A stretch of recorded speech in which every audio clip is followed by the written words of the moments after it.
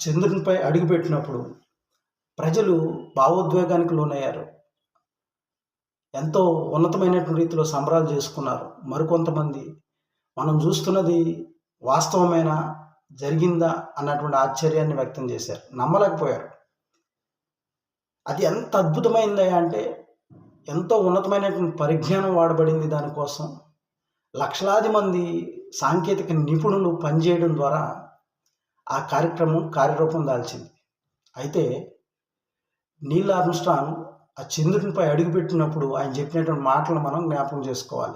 ఆయన చెప్పినటువంటి మాటలు ఏంటంటే, మనిషికి ఒక చిన్న అడుగు, కానీ మానవ జాతికి ఒక గొప్ప ముందడుగు అనే విషయాన్ని తెలియజేశారు.